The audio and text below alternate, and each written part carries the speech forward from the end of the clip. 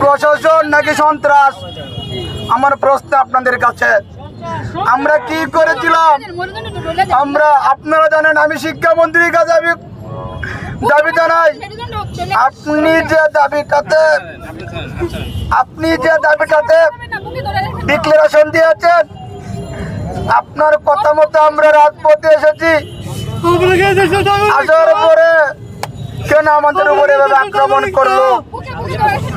আমার যদি মৃত্যু হয়, এই জন্য এই রাষ্ট্র দায়ী থাকবে, এই প্রশাসন দায়ী থাকবে।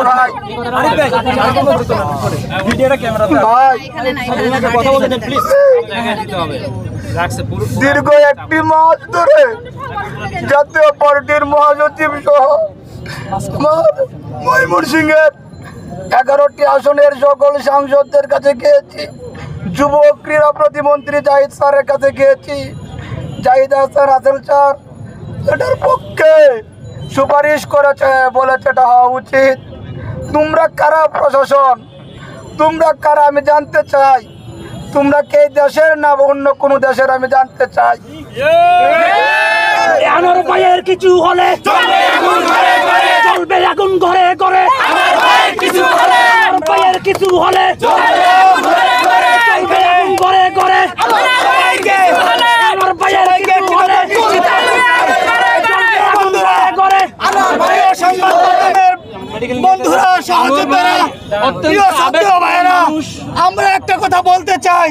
আমাদের যে সহযোদ্ধারা আজকে এই 35 আন্দোলনে এসে আহত হয়েছে, দেখেন অনেকেই, আমিও আহত হয়েছি এবং কয়েকজনকে গ্রেফতার করেছে।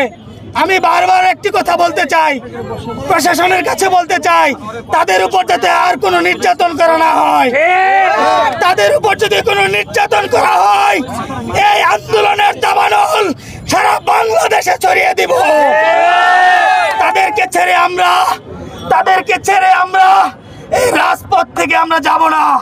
প্রিয় বন্ধুরা, এই আন্দোলন শুধু আজকের জন্য নয়, আমরা আমাদের সহযোদ্ধাদেরকে বিপদে ফেলে আমরা যাব না। আমাকে ছেড়ে দিয়েছে, একে আহত করেছে, আরো কয়েকজন আহত হয়েছে, আপনারা দেখেছেন। অনেকে বিচ্ছিন্ন ভাবে দূরে সরে গিয়েছে, বিচ্ছিন্ন ভাবে ভাই আহত হয়েছে। তো এভাবে অনেকের পা ভেঙে গেছে। তারা এভাবে নির্যাতন করতে পারে না। প্রশাসনকে কি